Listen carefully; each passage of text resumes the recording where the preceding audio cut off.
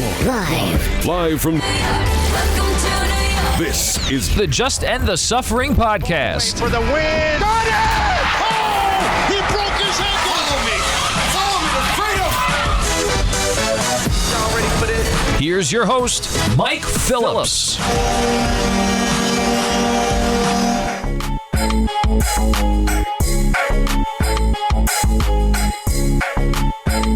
What's up, everybody? Welcome back to the Just End the Suffering podcast, featuring New York sports talk and long suffering fan. I'm your host, Mike Phillips. Got a bonus episode for you for the weekend.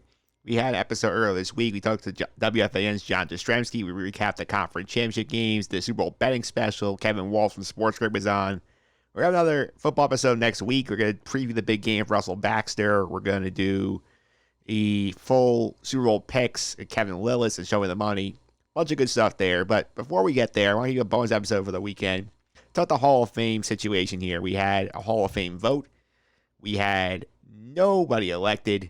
We had some other interesting baseball news items this week. So I'm going to be joined by our baseball legal guy, Phil Fraietta. We're going to talk about all these things and more in just a moment.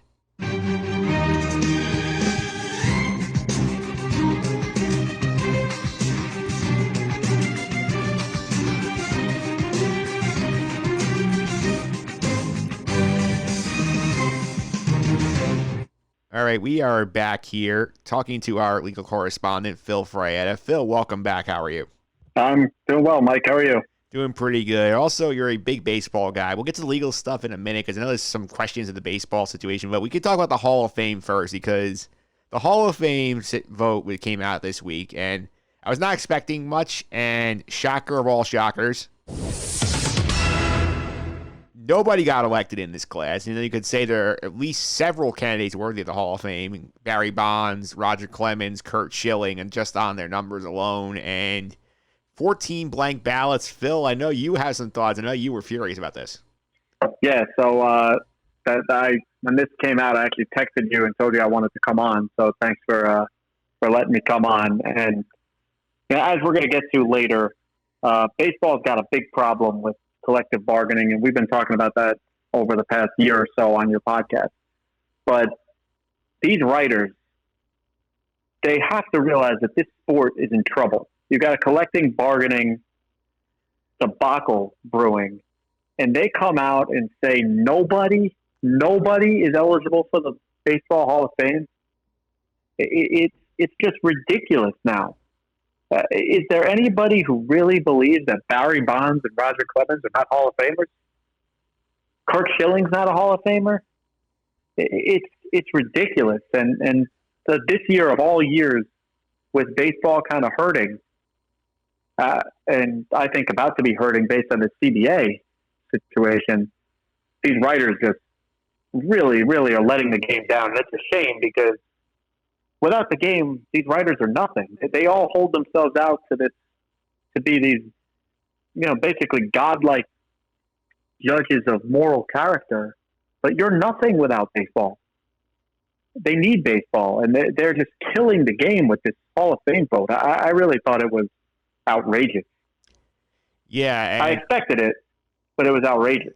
The thing that really jumped out to me was the 14 blank ballots. Is like, I mean, you have 14 writers there telling you that no one in that ballot is worthy of getting a vote for the Hall of Fame. I can understand maybe you have a moral vote against, like, okay, I don't want to give a vote to Barry Bonds or Roger Clemens or Schilling, but, like, you're telling me there's not one candidate on that ballot you could say is worthy of a vote for the Hall of Fame? I find that hard to believe.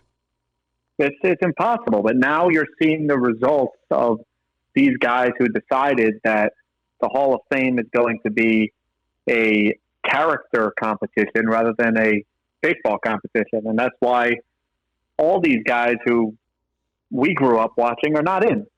Bonds, Clemens, Sosa, McGuire, so on and so forth. And it's a shame, and it's a real shame with Bonds and Clemens because nobody can dispute that those guys were Hall of Famers even before they started using the drugs. Yeah, for sure. So it just bothers me. And the Curt Schilling thing is different. You alluded to that. That's more just going after the guy for his politics, and he's supporting the Capitol rioters and all that. And I think most people are in agreement that Curt Schilling's politics are a little extreme, but I don't think your political view should keep you out of the Baseball Hall of Fame. The guy's a Hall of Famer. Just look at his numbers. He was a Hall of Fame pitcher. He's one of the best postseason pitchers ever. Yeah, I think we need to separate, as you said, the two situations here. I think the Curt Schilling one's the more interesting one, more like timely one, because he was the closest. He fell 16 votes short, and he's already taking a political stand saying, hey, don't put me on the ballot next year. I don't think they're actually going to do that because I sort of go against the bylaws of the Hall of Fame voting process. But the thing that strikes out with Schilling is obviously the politics you mentioned. I mean, he's made slews of controversial comments over the years, whether they're homophobic, talk about lynching journalists, and this whole supporting the Capitol insurrectionists. But make no mistake, as a person, Curt Schilling is an asshole. We can be 100% clear about that. But the problem with that whole situation with Curt Schilling is this Hall of Fame's, like, quote-unquote character clause. And they sort of leave it very vague and say, writers, you figure out what the character clause means. We're not giving you any guidance on this. So they're basically giving the writers an excuse to not vote for the guys that they don't feel comfortable voting for. And Schilling deserves part of the blame here because it's hard to say I want to lynch journalists and go say, hey, journalists, vote for me for the Hall of Fame. But at the same time, this is a flawed process. The Baseball Hall of Fame is filled with bad characters all throughout its history. They've got Ty Cobb in there. Ty Cobb was known as a hardcore racist. I believe Commissioner Landis is in the Hall of Fame. Yes, he is. Yeah, another guy who spent most of his commissionership trying to make sure that African Americans couldn't play Major League Baseball. He's in the Hall of Fame. But Curt Schilling can't be in the Hall of Fame? Why?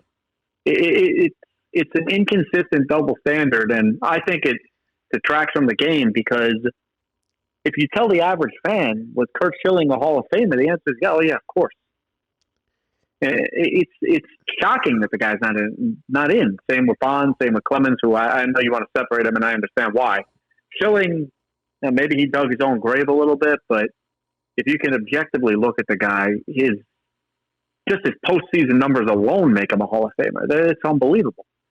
Yeah, the thing with Schilling also is, like, these ballots were due in at the end of the year. So this came out before the January 6th insurrection, where he was out there commenting on Twitter about how these people are great and you should supporting them. And I think if that deadline was later, he would have had a lot less support. And I just think is why he was sort of going to politically calculate this on Twitter. Basically, if he got in, he would have been like, oh, this is great. I love the writers. Good job, guys. And now he's going to say, I have no shot next year because nobody's going to like my stance. So I'm going to ask off the ballot, which I think is a cowardly way out for Schilling. Definitely. And I'm hoping that it was heat of the moment.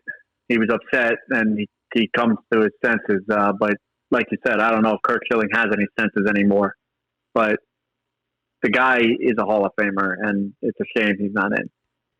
Yeah, like, before we get to Bonds and Clemens, like, I think the thing you have to ask here is the character clause. So ESPN's Buster Olney put a tweet out and said, hey, maybe it should not be up to the writers to find out the character. Maybe the Hall of Fame should do their own criteria because this is their museum.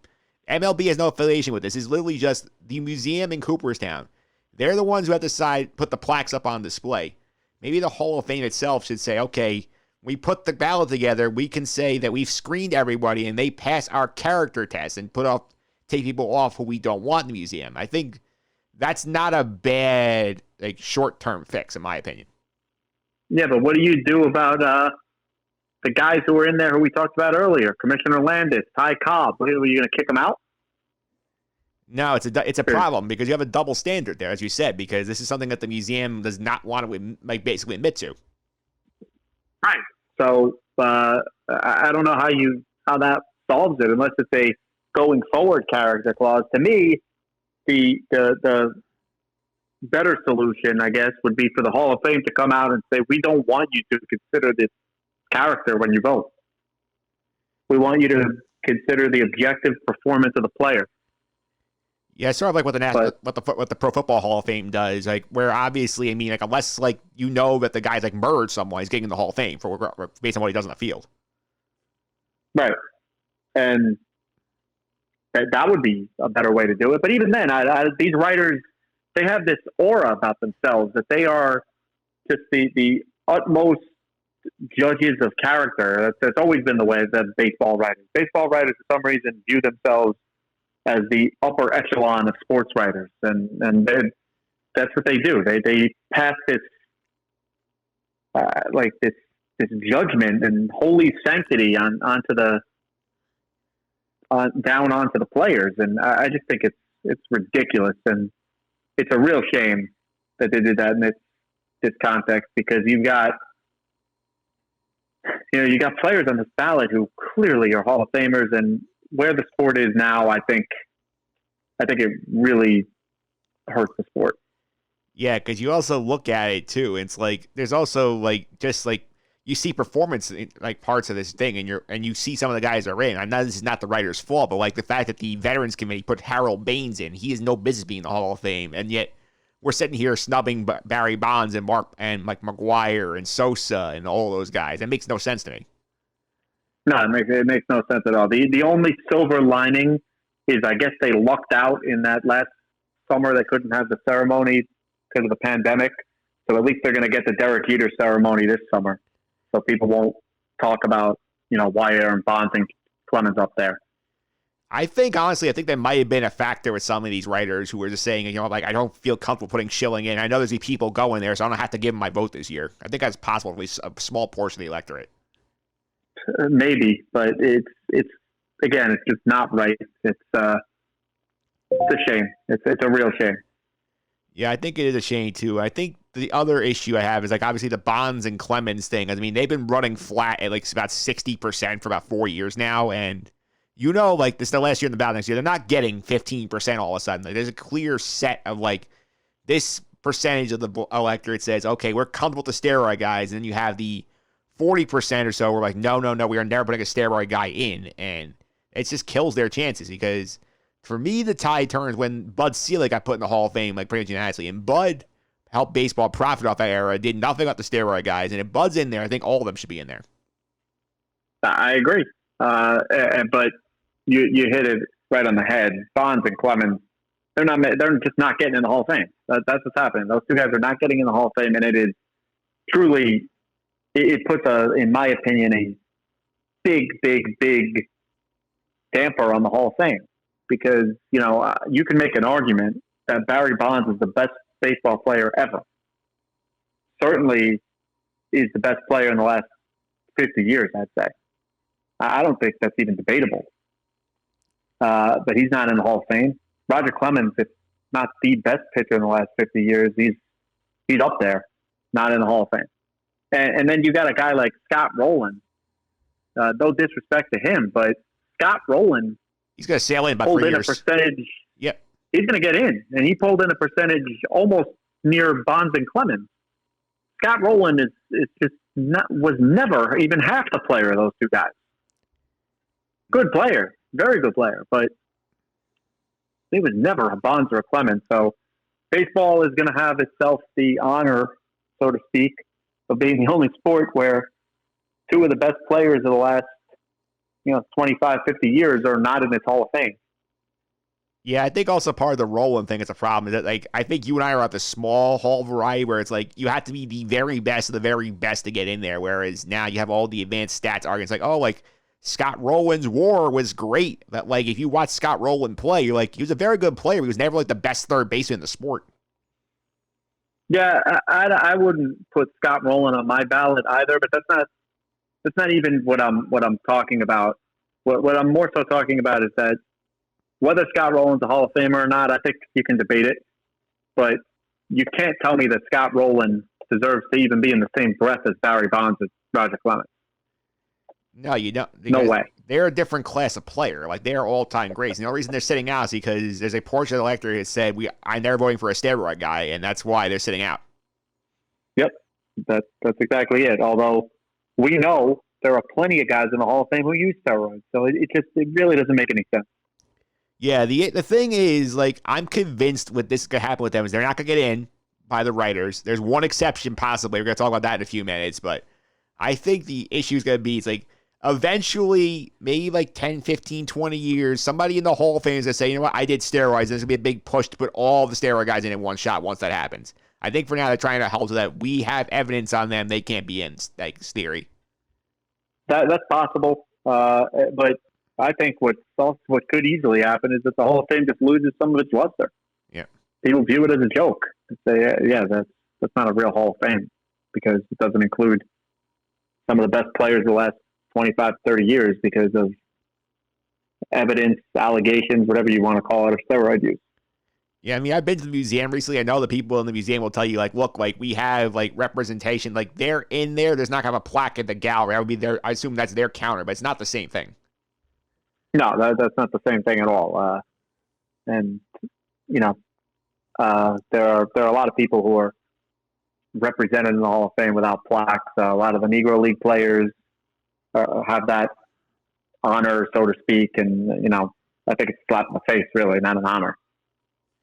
Yeah, at the next year's ballot, the 2022 ballot is fascinating because it's the last year on the ballot for Bonds, Clemens, Schilling if he stays on the ballot, and Sosa.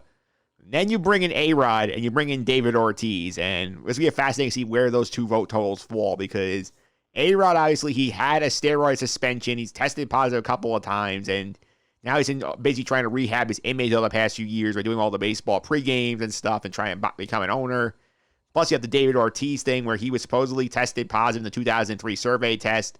And they said not all those were actual positives. He threw a hissy fit about it, and then it's never really been brought up since. I mean, just to see where those two numbers fall. Those are very hard to predict for me. I think A-Rod is not getting in. But Ortiz, I don't know. I think he may actually end up in the Hall of Fame, but who knows? It's hard to predict with those guys. But I agree, it's interesting to see how they play out. But I don't know what you think. But to me, A-Rod, I know he's done a lot of PR work. It's just not enough. Yeah, I don't think it's enough for him. I think Ortiz can get in. I'm right there with you. I think he's going to sail in about like 2-3 years. I don't think they'll give him the first ballot. But I think there's something about him where the writers love him, and he's made such a big stink about, like, I never tested positive. I was tested for 16 years and never had a positive test. That was... My name should not have been in that report. And I think he stamped his feet enough and was made it loud enough about it that people kind of forgot about it. Well, you know that's going to upset the Yankee fans like me, but I think you're right. And it's also would be upsetting because, like, if he's a guy who potentially has a positive test and gets in, how is he in and none of these other guys are in? He denied it. I can't answer the question for you because nobody knows, because this is ultimately just comes down to whoever the writers determine passes the holy sanctity test that they impose. No, I'm telling you right now, if he does get in, I do not think it's the first ballot. I think there's no shot of that. I think I feel he's treated a bit like Mike Piazza was, where like there was suspicion on Piazza and then they just denied him for a few years before they put him in. I think it's going to happen to Ortiz. Yeah, I think you're right. But A-Rod, I don't think he's ever going to crack. I think he'll peak out around where Bonds and Clemens are. The only thing that benefits A-Rod is that, like, when he's coming on the ballot a decade after they are, so maybe at that point enough of these writers sort of, like, drop their votes and new guys come in who are more in mind of the, hey, like, we're not holier than thou about the steroid thing, so A-Rod was one of the best players we've ever seen. We'll put him in. So I think that might benefit him because he has longer wait time to see if the electorate changes. Maybe. That could help. What I've seen is the younger voters tend to be a little more forgiving of the steroid guys. Yeah, because at first I was more in line with the older crowd where I'm like, okay, you know what, like, they cheated, they shouldn't be in the Hall of Fame. Then, like I said, the switch flips when Bud goes in. And Bud profits off that era. Bud saved baseball after the strike, and Bud got the wild card going, and he ignored all the steroid problems, and he should not get the profit while all the other guys just sit there and rot.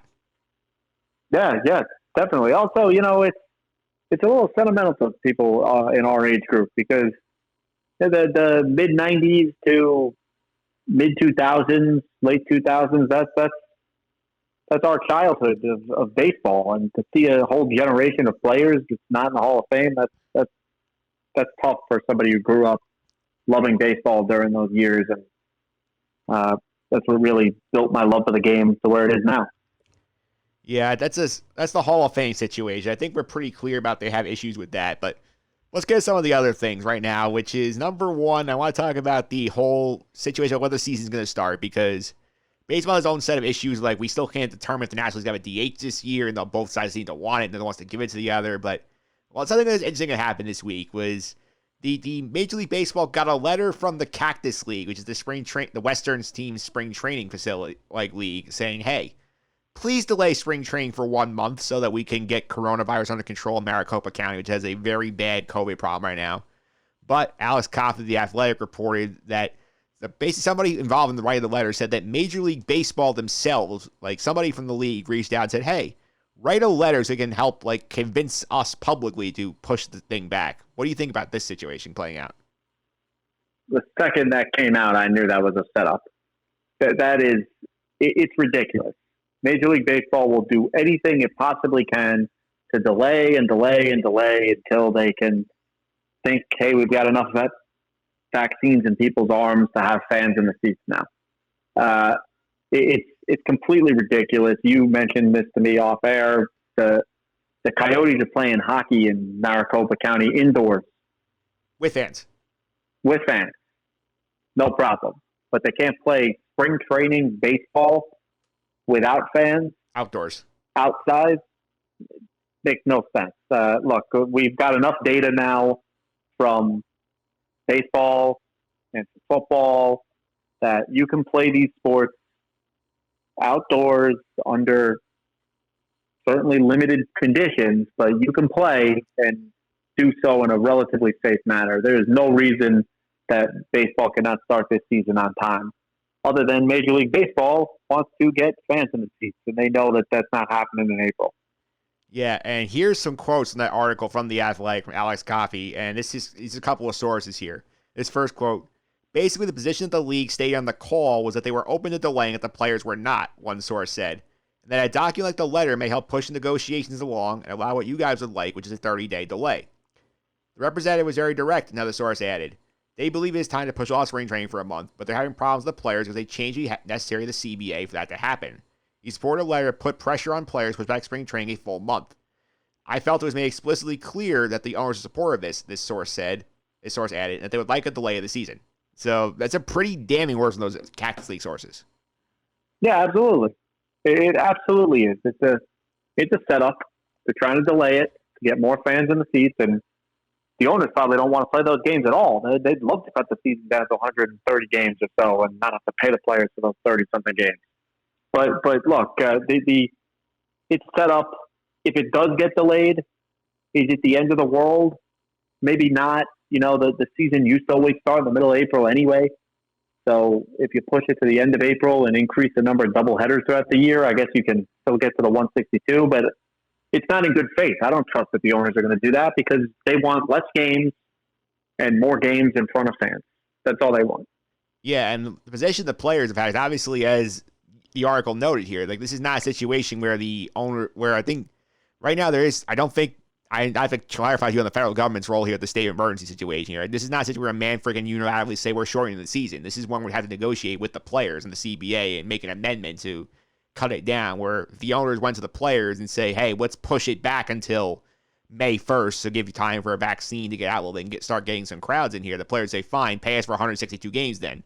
And that's not going to go anywhere because the owners are trying to save a little cash here and get more revenue streams. And that's sort of what the holdup is right now.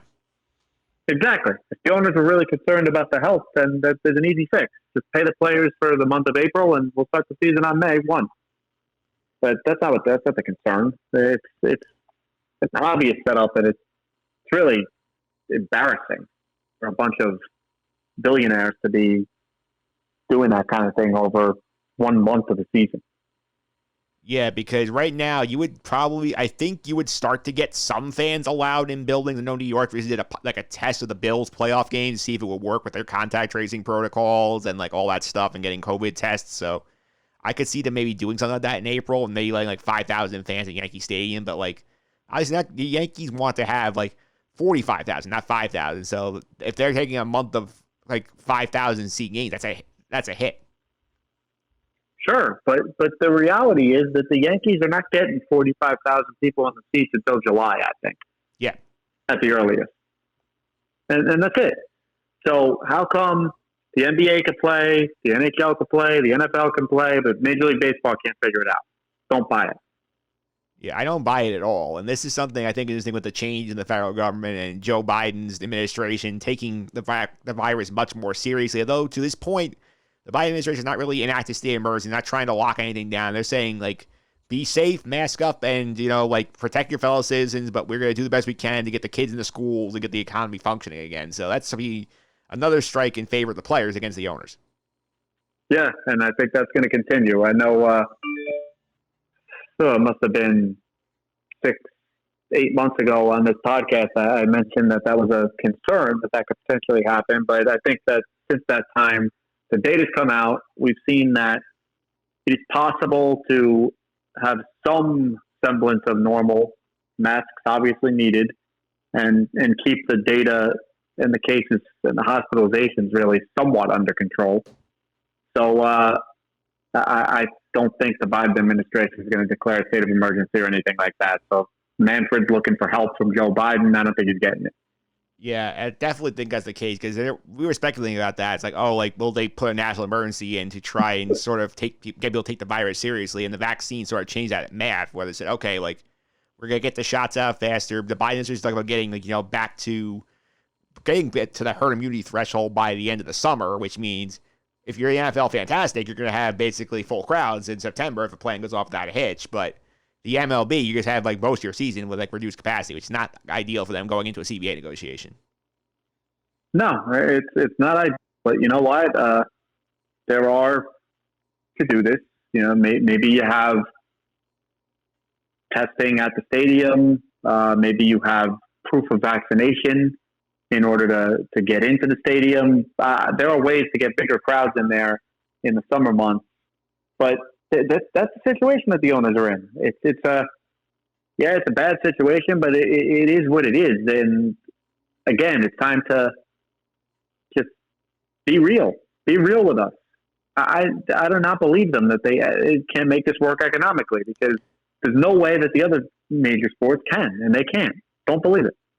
Yeah, and we've seen them try and continue this myth in the free agent market, which is sort of another thing that's sort of been striking is how slow the market has been when so many like quality players are either stuck taking 1-year contracts or they're not getting signed at all because you want to talk about the air. There's about 5 teams, I think, offhand, we can say are actively like trying hard to get better this offseason. I think the Mets are in that group, the Padres are in that group, the Blue Jays are in that group, and there's a couple of others that like everybody else either standing pat or basically shuffling the deck chairs to not do anything. So it's not good right now, the economic situation in the sport. It's terrible. I was telling you this off air. I think it is absolutely terrible. I think it's a catastrophe and a disaster that really needs to be addressed immediately. You got to take a step back from this and think about something. Trevor Bauer is a free agent.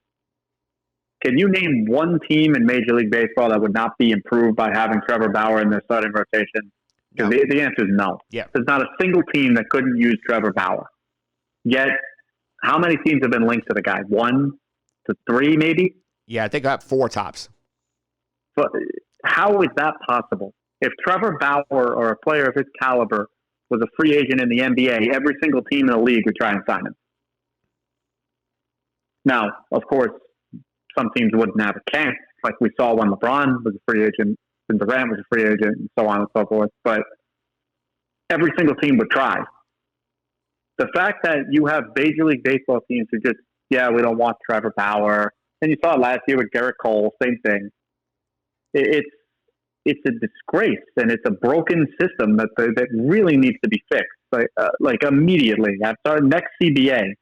And the fix for it may have to be a salary cap on the top end with some sort of a floor on the bottom end, which it would be a tough pill to swallow for both sides. But at least you would get some sort of semblance of competitive balance again, because it's just tough. It's tough to take any of this seriously when you know that there are teams that just aren't even trying. They're just not trying to win, like you said. There are the 2 or 3 guys on the top who are actually trying. Then you've got teams like the Yankees who are doing what they have to stay competitive, but doing it at a very cost-sensitive way. And then you've got other teams like the Indians, so they're just not even trying. They're let's dump off salary. We don't care. Tampa Bay Rays dump off salary even though we made the World Series. It's a disgrace. It cannot be allowed to continue to happen. It's not a competitive sport if you do that. Yeah, I mean, the Indians are a perfect example here. I mean, they trade a top 5 player in the sport because they didn't want to pay him his appropriate value in salary. So, like, they took like 40 cents on the dollar to get the trade done and just get him off the books for 2021, which is not the way a proper sport should be run. Right, and you know what you hear? You hear, well, they're mid-market, small market. Well, guess what? The Cleveland Cavaliers were able to re-sign LeBron James when he was there. The Milwaukee Bucks, they just re-upped Giannis. Those are small market teams. How come they can do it? It's a broken system, and it needs to be fixed now because the sport is getting to the point where you just have a tremendous, I wouldn't call it a competitive imbalance, but there are teams that just are not trying. And I think it's at least half the league. And the two things that worry me that the trend is going to continue. One is expanded playoffs. The more you expand the playoffs, the less teams have to try. Because, you could sell your fans on, hey, we were in it until the end. We won 78 games. All we needed to do was get 83, and we would have had a shot to win the World Series. That's a problem. And then two is these teams and through the media have perpetrated this myth that the reason we're not spending money is because we have our analytics guys, and our analytics guys say don't sign these people. They know, they're smart. Please, show me the analytics guy who says don't sign Trevor Bauer, and I'll show you a guy who should be given a pink slip and heading out the door. I think to the second point, I think there are two exceptions to that rule, which is the teams that have major problems with their stadiums and they can't get the revenue that way in their markets, is Oakland and Tampa Bay. And they've actually used analytics to be competitive most of the time. But, like, if you're the Pirates, if you're the Orioles, if you're Detroit, you can't be sitting here and saying, you know what, like, we have a process. We're going to be good in 4 years. Because then you just punting the can down the road every time your players get good enough to get paid. You're dealing them off and starting the cycle over again. Exactly. Exactly. That's exactly what happens. You're starting to see the beginnings of that with Houston now. And, they got the World Series, but you're seeing that. You're starting to see them with the Cubs even. And that's a big market team. Yeah, so I want to be clear about something. Like, I love analytics, and I'm happy to come on your podcast anytime and talk analytics for hours and hours and hours. To me, they are the way to win. I'm not knocking analytics. What I'm knocking is this idea that analytics tell us not to sign Trevor Bauer. They don't. It's just a bold-faced lie that these teams know they could get away with because the fact of the matter is most fans don't understand complex analytics. So they could say, it's stuff that we can't really explain to you, but analytics tell us Trevor Bauer's not that good. No, but the thing that they'll try and sell you on is like when fans ask why aren't we spending money, they say, oh, we're putting into player development and we're going to develop our farm system and have a young, sustainable, winning team. And then like they basically say, oh, look at all the projects we have in the top 100. Look at the Baseball America list. Like knowing that these lists are not going to help you win this year or in 2 years. They might help you win in 4 years, and they might not because not all prospects pan out. They're all lottery tickets to some sort of degree, and they can just keep selling you hope and like something's coming. Look over. Don't look here at the 56, 60 win team we have. Look at the AAA team down there that has a bunch of our fun prospects. Yeah, that has exploded in the last 10 years or so. The internet has helped explode that. But yes, teams have been able to hide behind their prospects. We got prospects. And then, like you said, prospects are a lottery ticket. Some of them pan out. Some of them don't pan out. That's how it works. But you're right. They've been able to point to prospects, analytics, and just general. We're a small market team, and between those three things, they've been able to hide behind those three things to appease the fan base. But to me, where baseball needs to realize they have a problem is not just that, but now you've lost the big fish.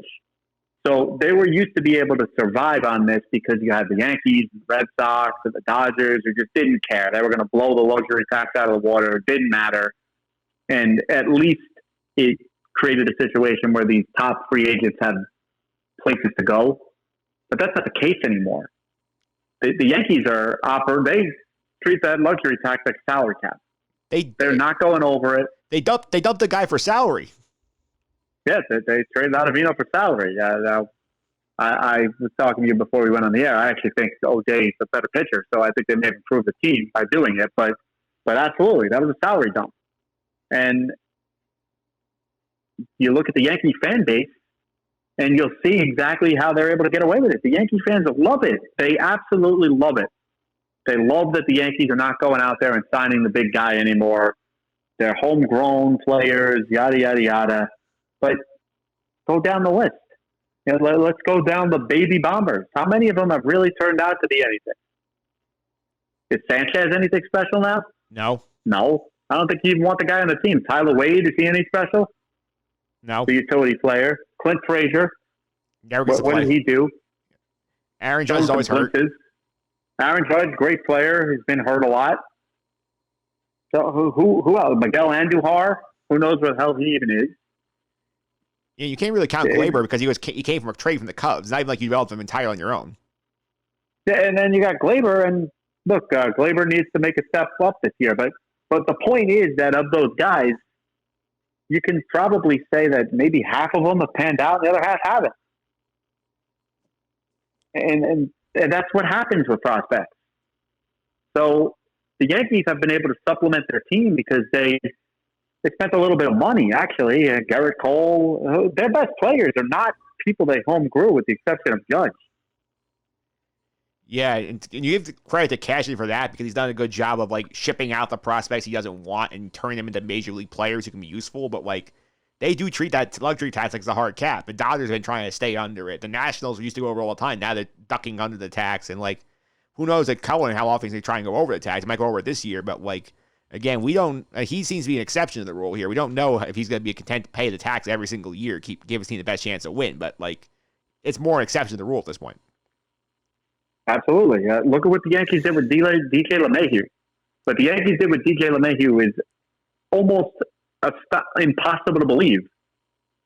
They gave that guy a 6-year deal for $90 million just to keep the annual value down.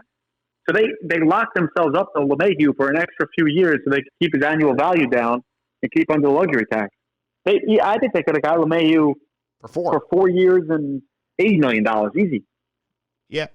You could have easily. But they gave an extra 2 years just to knock down his annual value. Good for LeMahieu. Obviously, if you can get paid for 6 years instead of 4, you take that deal any day.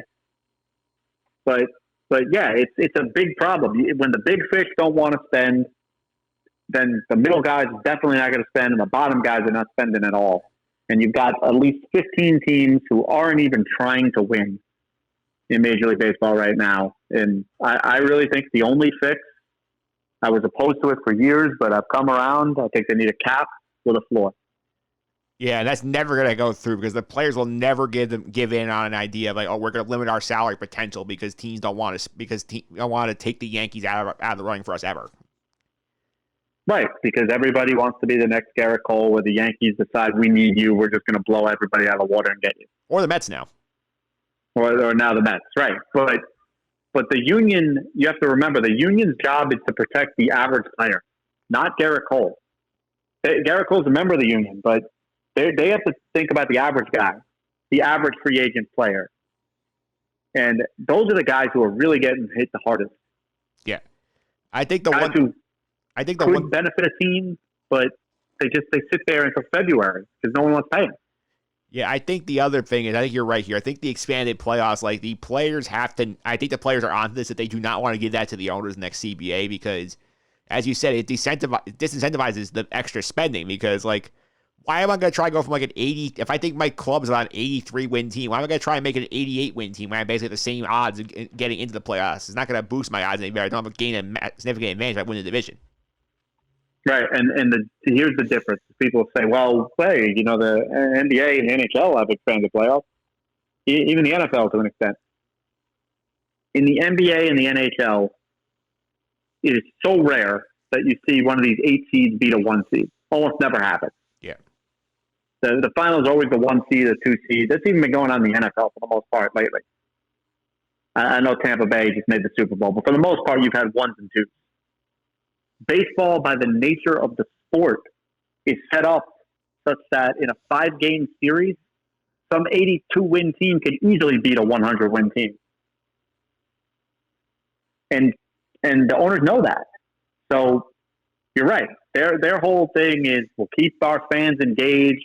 Our fans will think we went for it. And if we make the playoffs, who knows? Get a couple of lucky breaks, and we might actually win the World Series with 83 wins. Yeah, the goal was to be the 2006 Cardinals, not be the 108-win Red Sox. Right, and that cannot. And in baseball, that is possible. It's very possible in baseball. You know, you look at a team like the Cincinnati Reds last year. I know they ultimately lost, but you're going to tell me that with a staff that they had, that you couldn't see them going on a run? No, at least they were trying. They were at least trying, though. Sure. But my point there is that you give me a team that's got a couple of good pitchers, and you put them in the playoffs. I don't care if they won 82 games; they can make a run. Yeah, and the teams know that, and that is why they are. You can basically shoot for mediocrity. You don't have to shoot for greatness. Yeah, and I think also the thing with the salary floor is also that's the thing the players would probably should be shooting for, is to make these teams like the Orioles and like the Pirates actually spend money on major league players. But then again, like, it's a complicated issue because then they might say, oh, like, we'll just take somebody's like bad contract off their hands and hit the floor and not really try the same way. Possible. But sure, let's take a look at a team like the Pirates. That's a great example, the Pirates. What the Pirates have done this offseason is just, it shouldn't be allowed. They have unloaded anybody on their team who makes even a little bit of money, including most recently their trade with the Yankees for Talion. And that guy doesn't even make a lot of money. He made $2.25 million, while the Yankees wanted him because they wanted to get the low AAV hit on the luxury tax. Right, but they dumped him off. They dumped off Josh Bell. They dumped off what's his name? Escaping me. The other pitcher, Musgrove. Yeah, they sent Musgrove to San Diego. Yeah, dumped him off. This isn't competitive. This isn't. They're not trying.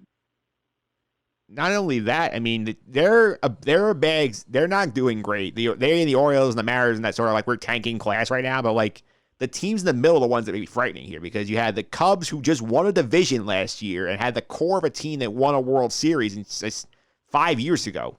They're ripping it down to the studs right now because they don't want to pay because they're claiming they're losing money. You have teams like the Cardinals who made the playoffs are just basically sitting on their hands, not doing anything. And you have teams like the Rockies who have 2 superstars and are doing nothing for about 4 years to try and help the players out. And that's why both Arno and Trevor Story both won out of Colorado. It's not a sustainable system you have going here. Sure. And Mike, you got to look no further than the fact, first of all, we've got players on the free agent market, such as Nelson Cruz, still out there. Ozuna. You got Ozuna's out there. Didi Gregorius even out there. You got guys like Marcus Semien get a 1-year contract, even though he's a very good player. But to me, the most indicting thing against Major League Baseball is that Saguno, the Japanese pitcher, and now it looks like Tanaka would both rather pitch in Japan than pitch in the Major League because nobody will pay him. Yeah. That is a bad look for Major League Baseball when the Nippon League is essentially a more desirable place to go. Yeah, you can't have that because especially Tanaka, I know, like, the thing that bothered him was the Yankees didn't make a harder push to retain him because their ability at the innings. I think he asked for $15 to $20 million a year, and the Yankees chose to give Corey Kluber, who's pitched 1 inning in 2 years, $11 million for 1 year. They didn't want to get Tanaka a multi-year contract. Right. So they'll tell you, we're swinging for the fences. And you can, look, we could talk about if that was a good move or not for the Yankees, and there's some logic behind it, but you cannot tell me that there aren't at least a handful of teams in Major League Baseball, and I think more like half the teams, who would benefit from adding Tanaka to their rotation. Yeah, and we do have a baseball trade in the hopper here, which I think is interesting because the Mets have made a deal. I'm going to get the breaking news up here again. They sent Steven Matz up to Toronto for 3 prospects, so they are also clearing the decks a little bit, getting his $5 million off the books. That sounds to me like making room for Trevor Bauer. Yeah, which is, again, though, it's a luxury tax consideration here because they're trying to limit their exposure as best they can. Sure, but they are trying to limit their exposure. I get that. I mean, the other thing, I don't know, do you really want Matt hanging around? The guy, what value does he have anyway? Yeah, no, he's their 5th starter, basically, at this point in the season. Right, so if Bauer's coming, that's a good move, but you're right, that is clearly a salary dump by the Mets. And hopefully they replace it with a better pitcher. Yeah, right now the back of their rotation is David Peterson and Joey Lucchesi. So you figure they have something in the works that they've made the move because they've at least been trying. I would suspect that they're going to announce a deal with Trevor Bauer very soon. Yeah, I would think so. If not them, at least I think they got to be in for like a Jackie Bradley or somebody else who could fill one of their holes, maybe a Justin Turner third base. They're going to be looking at these guys, but like this is a tough offseason where, I mean, like, I think you can count on maybe you can't even get the 2 hands of how many guys have signed multi-year contracts. Yeah, absolutely. There's another one. Good name drop, Justin Turner. Justin Turner's been one of the best hitters in baseball for the past few years. Dodgers don't want him back. I don't believe it. Yeah, I think it said his market's 4 teams, Justin Turner, which makes, I guess he wants to play for a contender, but still, 14 could be in on that. Yeah, no, that's a guy. Aren't many teams in baseball who wouldn't benefit from a guy like Justin Turner in their lineup.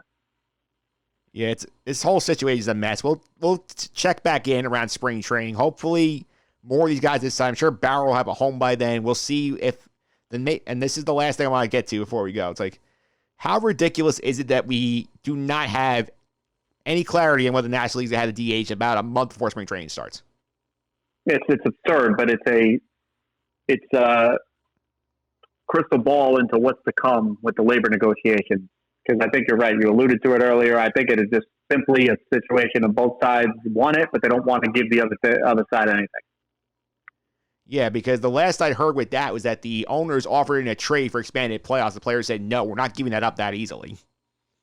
Right. Because, again, players recognize that expanded playoffs means more mediocrity. But like 100%, I'm sorry to the National League fans who are listening to the podcast. There should not be pitchers batting in Major League Baseball. Everybody's known it for at least a decade. It's or longer. It's stupid. It puts these players at risk to get injured. They can't really hit the ball anyway. There should be a DH. The only reason there's not a DH is not because the National League owners are faithful to the history of the game. It's because they don't want to pay the extra couple of $1 million in payroll to carry a DH on the roster. Unless they get something in return.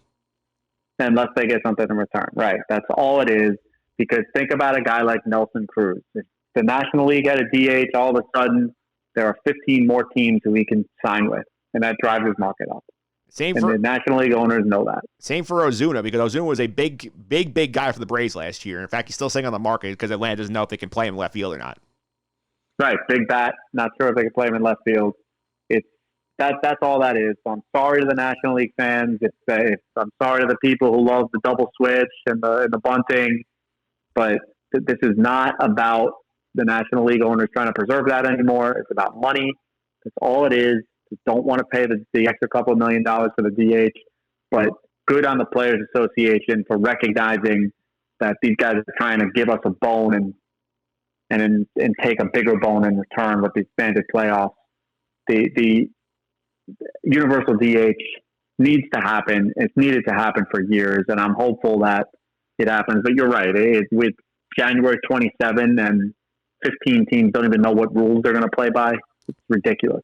Yeah, it also affects team building. Look at the poor Mets, because like the Mets right now, like they are sitting here like debating, like, should we sign a guy like Jackie Bradley who has to play every day, knowing that if we do, we have to bench one of Dom Smith, Brandon Nimmo, or Pete Alonso every game, or do we instead, take the chance and sign like a platoon guy like Albert Almora, or like bring back Jake Marisnick instead, because we can't afford to bench Dom Smith like 4 times a week. Sure, the Mets are a perfect example. The Mets would tremendously benefit from having a DH. And if they can go out and get a pure defensive center fielder, they I don't have to tell you this. The Mets are not a very good defensive team. They improved with Lindor. Lindor's a great defensive shortstop, so they improved up the middle. And McCann's a good catcher too, but they don't have a center fielder on that role. Who's playing center field? Conforto? Nimmo's still in center field right now. Nimmo. Yeah, okay. Those aren't great center fielders. Bradley's a game-changing center fielder. You're right. And if there was a DH, you could bring in Bradley, stick him in center field, and it changes the dynamic of the team. But who knows what the rules are? Same thing with the Braves. You mentioned it. Maybe if Atlanta knows that they got a spot for Ozuna, they pencil him in as a DH, and they'll bring him back. Yeah, and think about the Mets situation here. Like with that, if the DH is in play, and you bring Jackie Bradley on this team, you put Brandon Nimmo in left, where he's a much more effective fielder than he is in center field. He's a miscast in center field. He's fine in the corner. And you're able to put Don Smith at first base most of the time and DH Pete. You're going from like a bad defensive team to at least an average defensive team, probably a good one at that point, considering the amount of talent you have on your roster. I think so. Yeah, it's a shame, but every little thing. This is what you're going to see for the next year or so. These two sides are at each other's throats. Nothing's going to be easy. Every single ask is going to require a big give. Yep, and we will see. We'll see if they show up at spring training on time, because I know that both sides are saying they want to, but the owners think they're still going to try and pull shenanigans, try and delay this. Yeah, well, if you remember last year, both sides wanted to play baseball, and we didn't kick off the season until the end of July, not because of COVID, but because we spent a month arguing about how much we were going to pay each other. Yep, I feel like we're more in line for more of that. Phil, thanks for all the time. I really appreciate it. Yeah, thanks, Mike. And, just the parting thought for the viewers. Think about that. Masahiro Tanaka would rather pitch in Japan than the Major League. That's how far Major League Baseball has fallen. All right, and there you have it. There's a special bonus podcast for you with our legal guy, Phil Fraietta, talking about the whole baseball situation of the Hall of Fame, the economics of the game. You want to stuff like this podcast, including my look at the George Springer situation with the Mets. And right now, it looks like they're using the savings on Springer to try and do some other things. We'll see what they are. Check out the blog over at justendthesuffering.wordpress.com. You can also subscribe to this podcast on iTunes, Google Play, TuneIn, Stitcher, Spotify, all the usual suspects. Simply search for Just End the Suffering on any of those podcast platforms. Find all our episodes there, including our episode earlier this week by spoke to John Dostrensky from WFAN. Check that one out in the archives. Just search for Just End the Suffering on any of your favorite podcast platforms. Subscribe as well. Leave your feedback and star ratings. That'll make this podcast even better going forward. You can also follow me on Twitter at mphillips331. That's MPHILIPS331. Check out the YouTube channel, Mike Phillips on YouTube. Individual segments of every episode are up on the YouTube feed right now.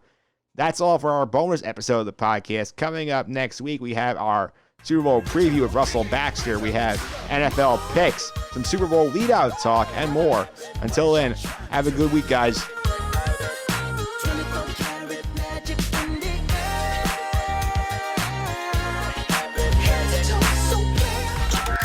This has been the Just End the Suffering podcast.